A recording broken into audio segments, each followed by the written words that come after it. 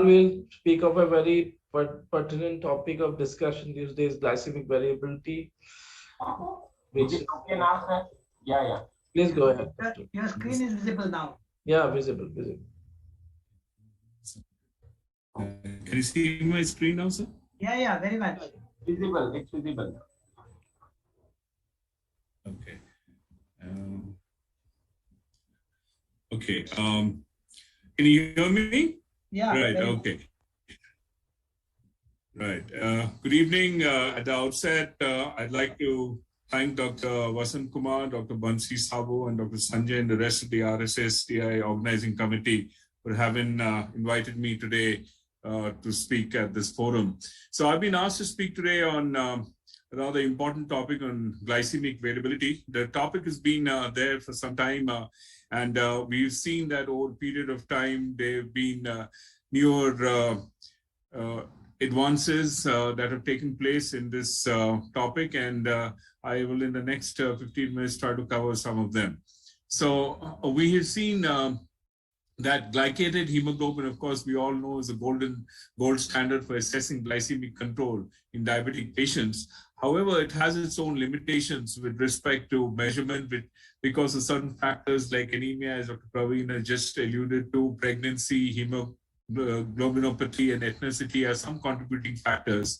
And there's always been a discordance in the accuracy between the measured HbA1c and the true mean glucose that's been observed in multiple substantial portion of patients in various studies that have taken place. So we all know that HbA1c does not take into account the fluctuations of blood glucose levels known as glycemic variability. And the fluctuations in this blood glucose can produce both intraday, and which are day-to-day variations, as well as interday. There are also individual variations, which I'm not going to touch on, and I'm going to really just talk on interday and intraday variations. And we all know that these can increase both hypoglycemia and hyperglycemia and cause complications. So as we've already know that the AIC is associated with diabetic complication, and as I've alluded, that glycemic variability may worsen outcomes by increasing inflammation, oxidative stress. There may be endothelial damage and even cardiac complications. So what do we need to manage diabetes effectively? We all know that there has to be the glycemic prior to control would be, you need to see that both the hypoglycemic levels are well controlled. There's no evidence of hypoglycemia, and the glycemic variability should also be under control. So now what is this definition of glycemic variability? It basically are just swings of troughs and peaks in blood glucose levels. As I mentioned, it could be both intraday as well as interday. And but why is it so important? Because we have seen in some studies that have all shown us that intermittently high blood glucose levels are associated with more deleterious effects on cardiovascular health than even compared to a constant high blood glucose level. That's the reason why, while if you see the patient B, you see again there are a lot of ups and downs in these blood sugars. There's hyperglycemic as well as hypoglycemic episodes, and that's where the glycemic variability is a problem. This is again a slide showing us glycemic variability, which can be from day to day. This is a CGM that has been done for a patient over 6 days, and you can see here there are a lot of fluctuations on certain days in comparison to the others. So how do we measure glycemic variation as a metric? You can do it both on the, if you calculate it on the y-axis, you can calculate it by the metric amplitude, and then on the x-axis by the time. I will allude to the time a little later. So when you're measuring glycemic variability, you use the concept of amplitude for measuring glycemic variability. There are various ways of measuring it.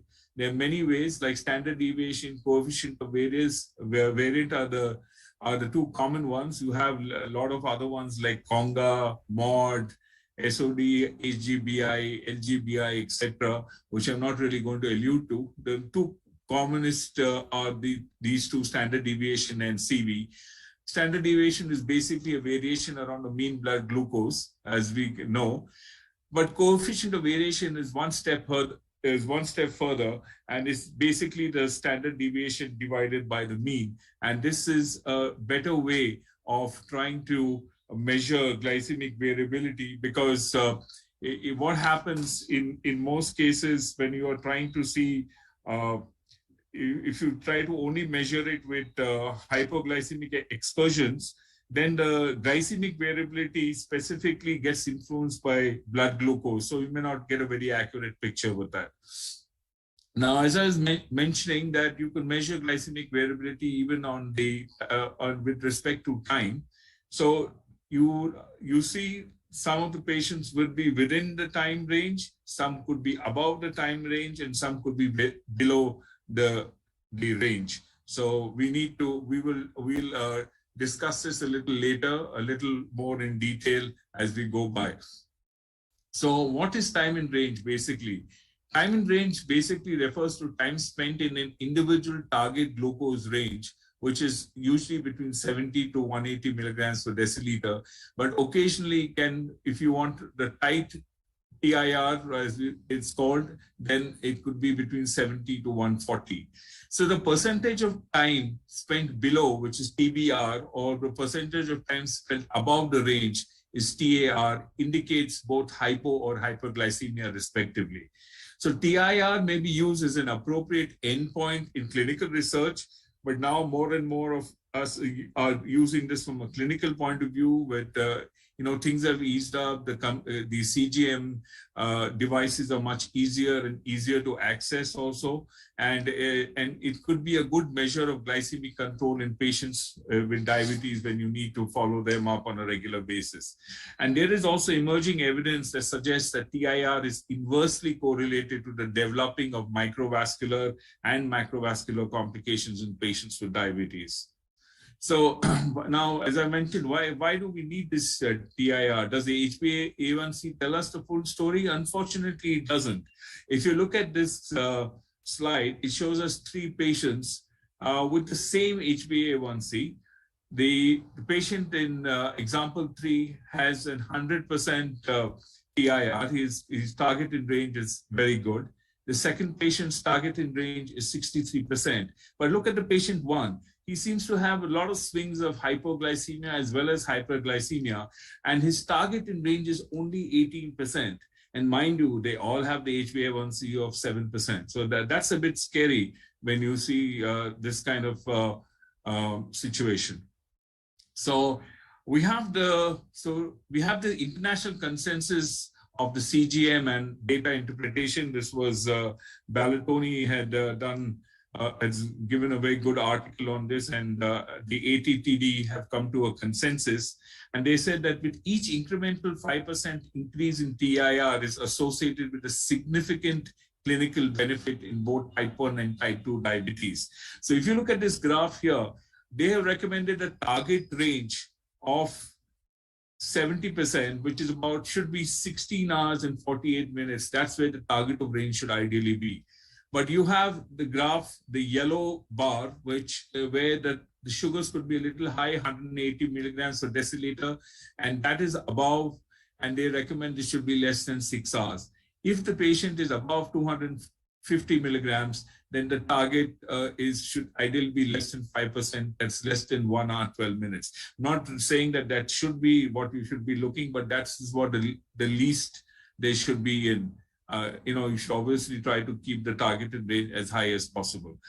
Going down to the bar below, you have the orange and red range, which denotes the hypoglycemia.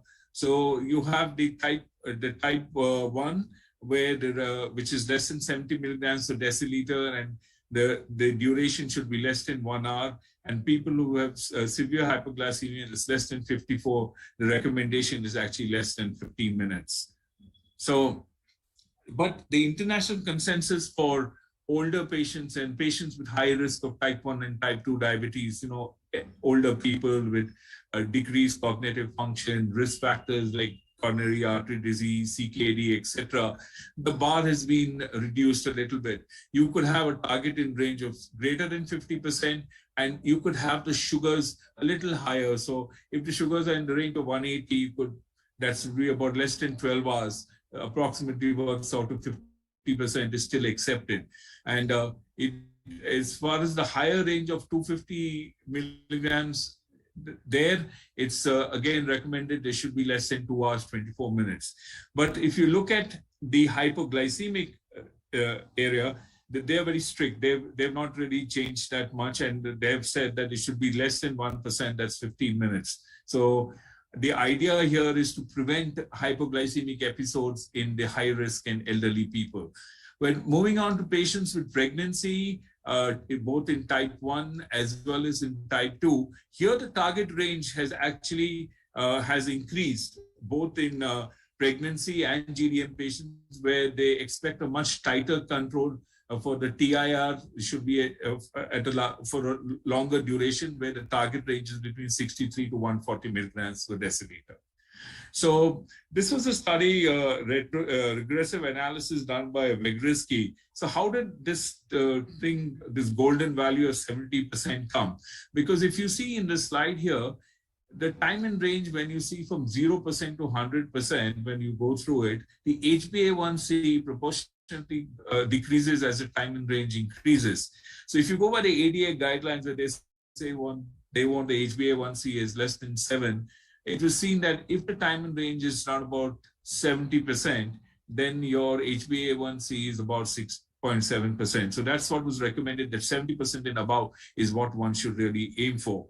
And this was done with multiple studies, which Vygotsky went through 18 studies. And for every absolute 10% change in the percentage of time in range, there was a 0.8% reduction in HbA1c, which we can see very clearly here. Now, what is the time relationship between the TIR and the mean glucose?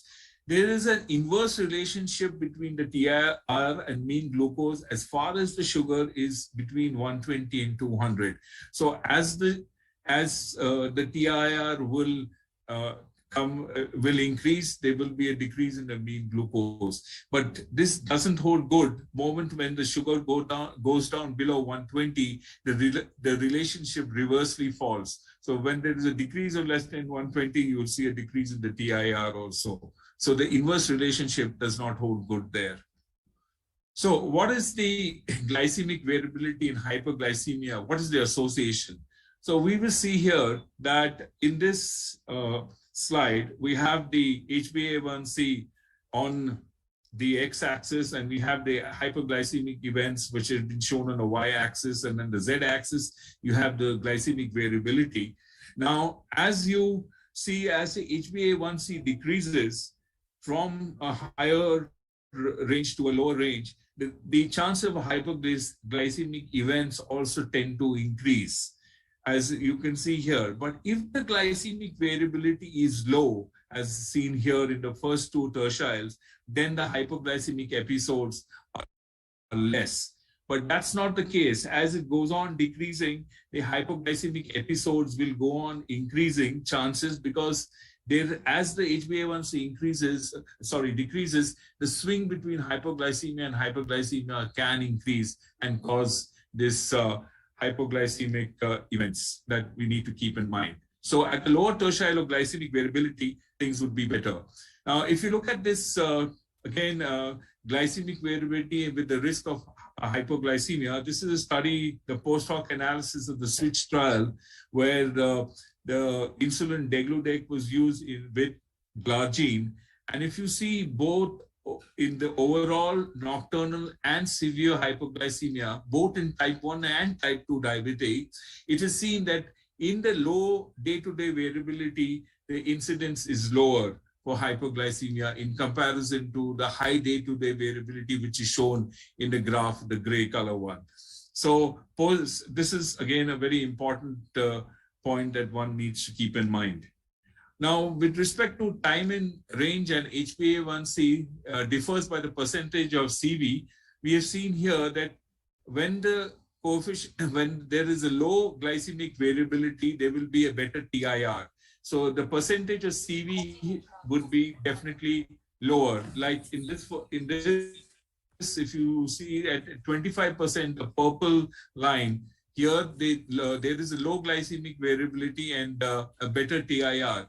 When you compare it to the green line down, where it's at about 50%, here you see there's a higher glycemic variability and a lower time in range. So it is always, once there's a better time in range with a low glycemic variability, automatically the glucose would be better controlled.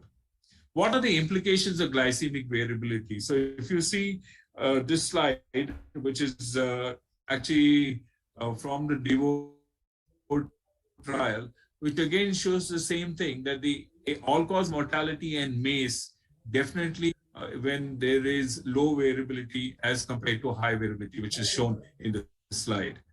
And if you look at this slide, again, it shows the same thing, that in addition to fasting blood sugar, postprandial blood sugar, and HbA1c, if there is a lot of fluctuations in the glucose, which is measured by MAGE, then this can give rise to activation of oxidative stress and lead to endothelial damage and cause increased risk of complications. So we are always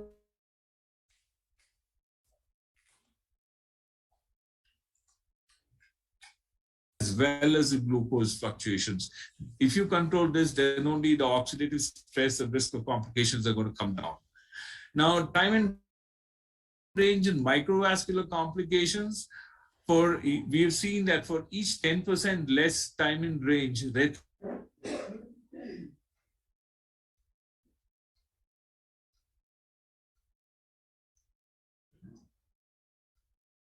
again, with each 10% less TIR, microalbuminuria progression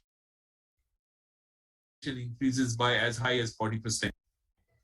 As I was mentioning, that for each 10% less TIR, retinopathy progression could increase by 64%, and that's the same even with microalbuminuria. So the lesser the time in range, chances of complications are greater.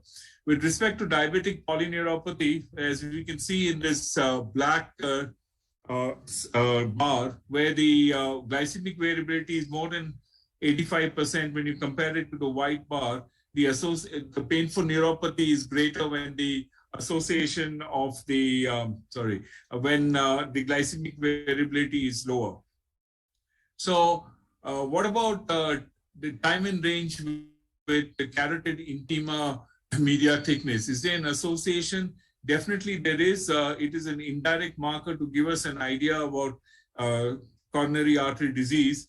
Again, if you see in this slide, it shows that with each 10% increase in the time in range was associated with about a 6.4% lower risk of abnormal CIMT. So that's again an important correlation that we need to keep in mind with respect to glycemic variability. This was a paper that was presented by Bernstein et al. At 2020 ADA. And this also showed that the risk of MACE decreased when the time in range was greater than 70%, when you compare it to patients who were in less than 70% by 27%, and people whose time in range was greater than 70%, in comparison to patients whose time in range was less than 50%, there was a risk of MACE as high as 31%. This is actually a 10-year cumulative incidence of developing diabetes, which is related to complications after improving time in range. So if you see the complications of myocardial infarction, end-stage renal disease, severe vision loss, and amputation, in this IQR core diabetic model, it has shown that people whose time in range was between 58%, when you compare it to the patients whose time in range was 80%, there was a significant improvement in these complications, whether it be type 1 or type 2 diabetes. Obviously, the percentages are more significant in type 1, but there was definitely improvement even in type 2 cases. So I'll like to summarize by saying that time in range is a new concept in glycemic monitoring, which is yet to be utilized effectively, but it's a very important and new upcoming system which can be used in our daily practice also to treat our patients.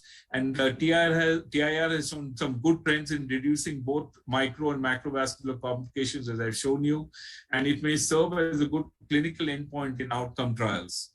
So thank you. I'd stop now and take any questions if there are any.